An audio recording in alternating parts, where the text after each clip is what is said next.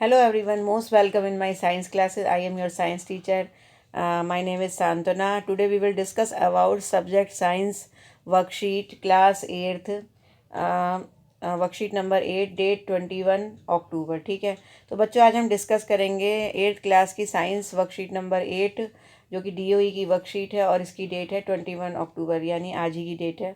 तो आज हम इसको डिस्कस करेंगे बच्चों। तो आज की जो वर्कशीट है वो बेस्ड है फूड प्रिजर्वेशन पर। ठीक है, तो चलते हैं इस वर्कशीट को अच्छे से समझते हैं, क्योंकि इसमें बहुत अच्छी जानकारी दे रखी है जो आपके लिए समझना बहुत ज़रूरी है। तो चलिए, ठीक है, तो देखिए क्या क्या लिखा है इसमें, हम लाइन टू लाइन समझते हैं। Children, what do you do if you like eating mangoes during winter season. बच्चों, जब आपका मन करता है कुछ मैंगो मतलब आम आम से बनी हुई कोई चीज़ खाने का, ठीक है, ईटिंग मैंगोज, ठीक है, आपका आम खाने का मन करता है। कब खाने का मन करता है विंटर सीजन में, यानी जब जाड़ों का मौसम होता है, विंटर सीजन होता है, तब आपका आम खाने का मन करता है। तो उस समय आप क्या फील करते हो? ठीक है, देखिए कि बच्चों, आपको मालूम है कि जो मैंगोज़ होते हैं वो कब आते हैं? वो गर्मियों में आते हैं। ठीक है, उनका सीज़न जो है वो समर में होता है। गर्मी की छुट्टियों में आप खाते हैं ना मैंगोज़। तो बच्चों, लेकिन विंटर सीजन में अगर आपका खाने का मन कर रहा है तो आप क्या फील करोगे? ठीक है, if you like eating strawberries during summer season, और आपका अगर स्ट्रॉबेरी खाने का मन कर रहा है समर सीज़न में, आपको मालूम है स्ट्रॉबेरी जो विंटर्स में ही आती हैं, लेकिन अगर आपको स्ट्रॉबेरी समर सीज़न में खाने का मन है तो आप क्या करोगे? ठीक है, ऐसे में आपको क्या फील होगा? तो इसके लिए हम क्या कर सकते हैं? इसके लिए हम क्या कर सकते हैं? हम प्रिजर्व कर सकते हैं, यानी चीज़ों को, जैसे आप जो मैंगोज़ हैं उनको, उनसे बनी हुई कुछ चीज़ों को हम प्रिजर्व करके रख सकते हैं, सुरक्षित करके रख सकते हैं, उनको संरक्षित करके रख सकते हैं। और जब भी हमारा खाने का मन हो तो हम उनको आसानी से खा सकते हैं। ठीक है, तो इसके लिए हमें ज़रूरी है, हमें हमें फूड प्रिजर्वेशन की जानकारी होना ज़रूरी है। ठीक है, तो देखिए, as we know that micro organism are present everywhere and at all times. हमें पता है कि माइक्रो ऑर्गेनिज्म जो होते हैं, वायरस, बैक्टीरिया वगैरह, फंगस, ये सभी जगह होते हैं। ठीक है, प्रेजेंट एवरीवेयर यानी हर जगह मौजूद होते हैं, एंड ऑल टाइम्स, और हर जगह, हर समय आपको माइक्रो ऑर्गेनिज्म यानी हवा में, पानी में, हर जगह, ठीक है, एयर में, वाटर में, सॉइल में, हर जगह, धूल मिट्टी में माइक्रो ऑर्गेनिज्म होते हैं, बैक्टीरिया, वायरस, फंगस वगैरह होते हैं, जो कि किसी भी चीज़ को ख़राब कर देते हैं। ठीक है, स्पॉइल कर देते हैं।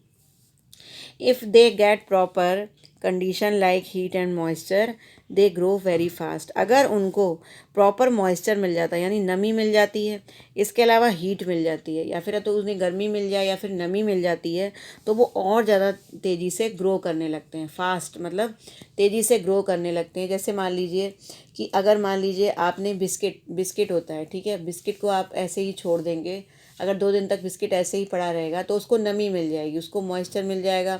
तो अगर देखिए, कभी भी अगर बिस्किट थोड़ी देर भी खुला छोड़ दिया आपने, अगर उसको खाया तो वो क्रंची नहीं रहता है, क्योंकि उसमें मॉइस्ट आ जाता है। ठीक है, तो यानी आप ये मानते हैं कि हमारे जो एटमॉस्फेयर में मॉइस्चर होता है। ठीक है, तो अगर किसी भी चीज़ को मॉइस्चर मिल जाता है, थोड़ी सी भी नमी मिल जाती है, तो उसमें बैक्टीरिया जो है वो ग्रो करने स्टार्ट कर देते हैं, क्योंकि बैक्टीरिया को क्या चाहिए होती है? नमी चाहिए। ठीक है, और इसके अलावा उसको क्या चाहिए? हीट चाहिए, यानी ज़्यादा गर्मी होगी तो चीज़ें इसीलिए जल्दी ख़राब होती हैं। आप हमेशा जो है सब्जियां अगर ज़्यादा देर तक बाहर रखी रहती हैं बनी हुई, तो आप उसको फ्रिज में क्यों रखते हो? इसीलिए रखते हो क्योंकि जब बहुत ज़्यादा कोल्ड कंडीशन होती है, जब ठंडापन होता है, तो उस समय बैक्टीरिया ग्रो नहीं कर सकते, माइक्रो ऑर्गेनिज्म ग्रो नहीं कर पाते हैं। इसीलिए फ्रिज में सभी चीज़ें हमारी सही बनी रहती हैं। ठीक है, तो इसलिए हमें फ्रिज में रखना पड़ता है। अगर ज़्यादा देर तक खाना बना हुआ है, अगर उसे हीटिंग कंडीशन मिल गई, अगर उसे गर्मी मिल गई, तो वो फिर से ग्रो कर जाएगा। ठीक है, contamination of food as a chemical process which changes the colour, taste and smell of food. यानी इन माइक्रो ऑर्गेनिज्म की वजह से, बैक्टीरिया, वायरस, फंगस की वजह से जो फूड है वो कंटेमिनेटेड हो जाता है, यानी ख़राब हो जाता है। या तो वो खाने, ये हमारे फूड के कलर को चेंज कर देगा। जैसे आप देखते हो फफूंदी लग जाती है, ठीक है, फंगस लग जाता है आटे के ऊपर, ब्रेड के ऊपर ग्रीन कलर का, तो वो या तो कलर चेंज कर देता है या फिर टेस्ट चेंज। जब आप खाओगे तो आपको टेस्ट खट्टा खट्टा सा लगेगा, अलग टेस्ट लगेगा, खाना ख़राब हो जाएगा। एंड स्मेल, और उसकी स्मेल भी बदल जाती है। ठीक है, आप सूंघ करके पहचान लेते हो कि हमारा जो फूड है वो कंटेमिनेट तो नहीं हो गया है, कहीं ख़राब तो नहीं हो गया है। To save food micro organism और contamination we can use the following methods. यानी अगर हमें अपने फूड को माइक्रो ऑर्गेनिज्म से दूर रखना है, यानी अगर हम ये चाहते हैं कि इसमें माइक्रो ऑर्गेनिज्म ना लगे और हमारा फूड जो है वो प्रिजर्व रहे, यानी कि वो ख़राब ना हो, बहुत समय तक हम उसे स्टोर करके रखना चाहते हैं, तो फ्रूट्स एंड वेजिटेबल्स को, यानी चाहे वो फल हों या सब्जियां हों, उनको हम प्रिजर्व करके रखना चाहते हैं। And the things made from them through out the year. अगर हम चाहते हैं कि पूरे साल तक कुछ चीज़ें जो हैं वो लगातार हम प्रिजर्व कर सकें, लगातार उनको स्टोर करके अपने घर में रख सकें और हम उसको खा सकें पूरे साल तक, तो ऐसी चीज़ों को प्रिजर्व करने के लिए जो भी हम प्रोसेस अपनाते हैं तो उसे हम क्या कहते हैं, फूड प्रिजर्वेशन कहते हैं। ठीक है, तो देखते हैं कि हम कैसे कैसे फूड प्रिजर्व करते हैं। बहुत सारे पॉइंट्स हम पढ़ेंगे यहाँ पर। ठीक है, तो चलते हैं पॉइंट्स की तरफ बच्चों। तो देखिए ये हमारे पॉइंट्स दे रखे हैं। तो देखिए क्या दे रखा है, measures to protect food from micro organism. ठीक है, यानी हमें माइक्रो ऑर्गेनिज्म से प्रोटेक्ट करने के लिए फूड को क्या क्या हमें विधियां अपनानी चाहिए, कौन कौन से मेथड्स होते हैं फूड प्रिजर्वेशन के। ठीक है, तो सबसे पहला है केमिकल मेथड, यानी कि हम जो भी अपना फूड है उसमें केमिकल्स ऐसे मिला दें जो प्रिजर्वेटिव होते हैं, यानी जो खाने को ख़राब नहीं होने देते, जो हमारे फ्रूट वेजिटेबल्स को ख़राब नहीं होने देते, बैक्टीरिया वायरस को पनपने नहीं देते। तो ऐसे केमिकल्स का यूज़ करके, केमिकल मेथड से भी हम फूड को प्रिजर्व कर सकते हैं। अब केमिकल्स ऐसे कौन कौन से होते हैं, जैसे कि सोडियम बेंजोएट, ठीक है, या फिर सोडियम मेटावाई सल्फाइड। ठीक है, एक तो होता है सोडियम बेंजोएट बच्चों, और एक होता है सोडियम मेटावाई सल्फाइड। तो ये दो ऐसे प्रिजर्वेटिव हैं जो फूड को ख़राब नहीं होने देते। अगर हम कोई खाना बनाते हैं और उसमें ये डाल देते हैं तो फूड हमारा प्रिजर्व हो जाता है, वो जल्दी ख़राब नहीं होता, क्योंकि जो बैक्टीरिया वायरस फंगस है, माइक्रो ऑर्गेनिज्म है, वो ग्रोथ नहीं करते। ठीक है, उसके बाद या फिर हम साल्ट डालकर, जो हमारा कॉमन साल्ट होता है जो हम घर में यूज़ करते हैं, नमक, अगर हम नमक देते हैं किसी चीज़ में तो वो प्रिजर्व हो जाती है, यानी कि उससे जो है जल्दी ख़राब नहीं होता।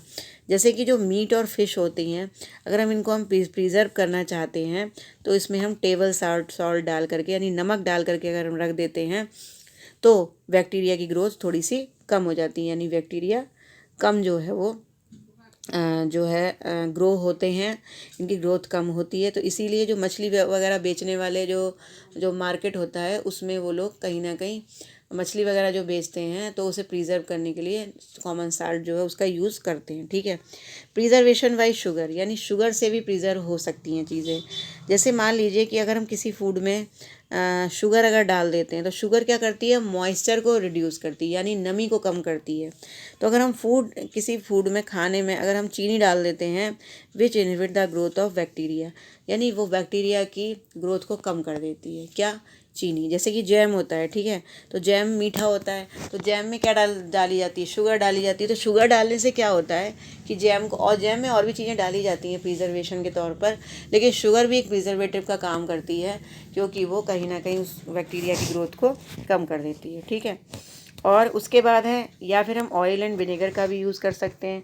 जैसे आप देखते हैं आपकी मम्मी घर में अचार डालती हैं, ठीक है, तो ऑयल का यूज़ करती है। हम ऑयल को गर्म करके, ऑयल को हीट करके हम जब अचार में डाल देते हैं, ठंडा पहले गर्म करते हैं फिर ठंडा करते हैं, उसके बाद जब हम डालते हैं तो ऑयल एक प्रिजर्वेटिव का काम करता है, वो पिकल को, यानी अचार को ख़राब नहीं होने देता है।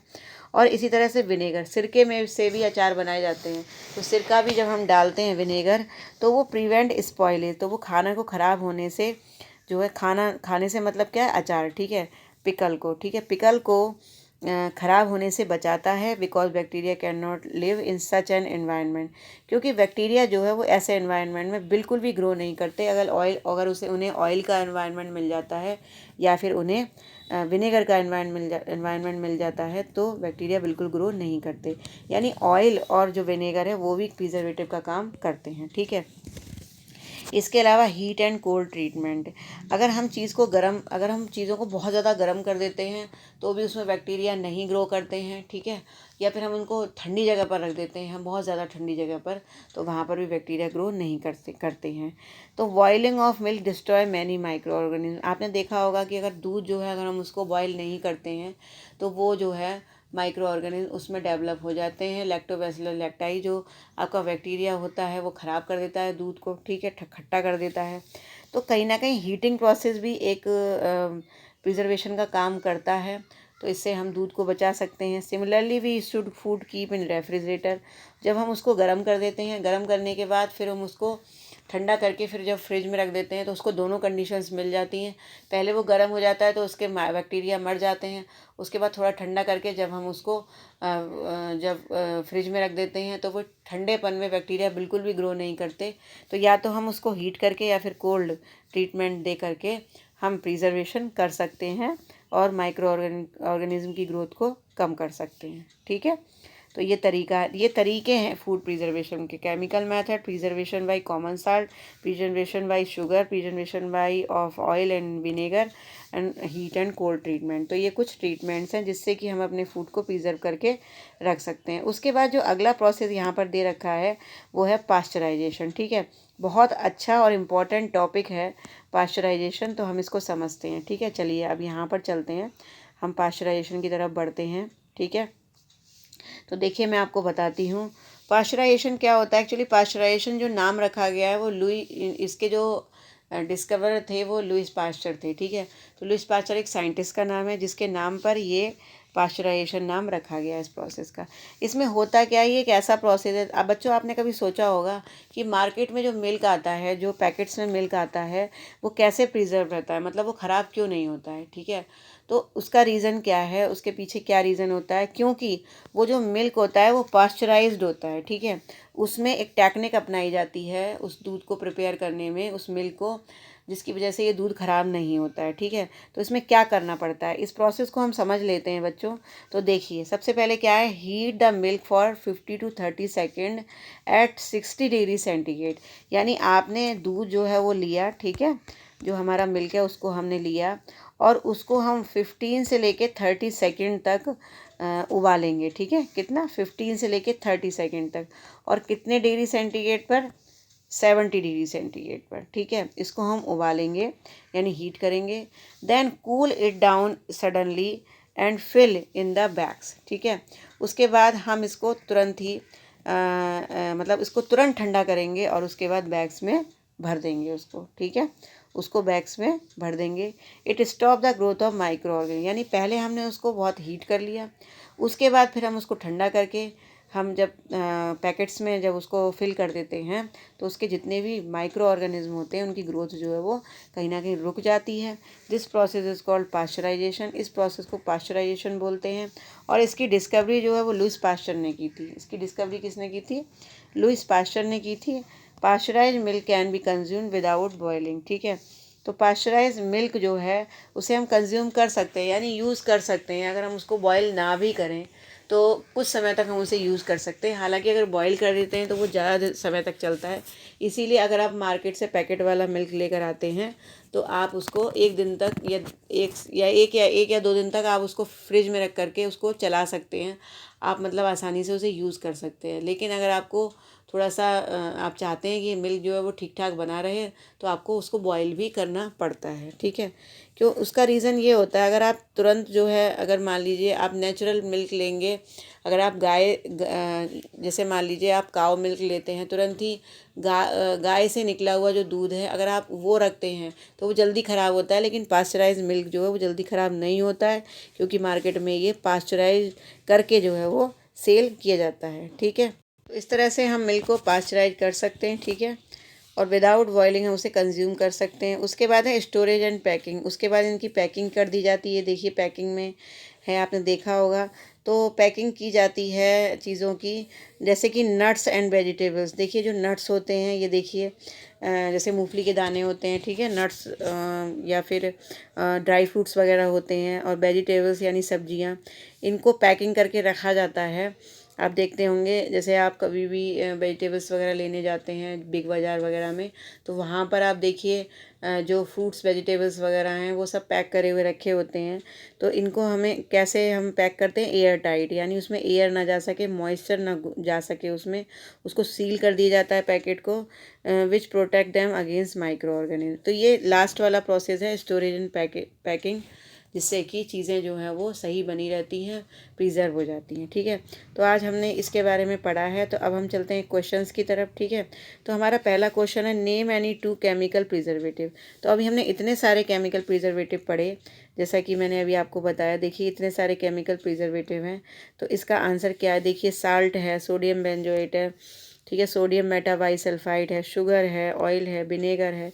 इतनी सारी चीज़ें हमने पढ़ी, तो इनमें से कोई भी दो आप अच्छा आपको केमिकल प्रिजर्वेटिव लिखना है तो आप लिखेंगे सोडियम बेंजोएट। ठीक है, जो मैंने अभी आपको बताए, तो यहाँ से आप देख सकते हैं।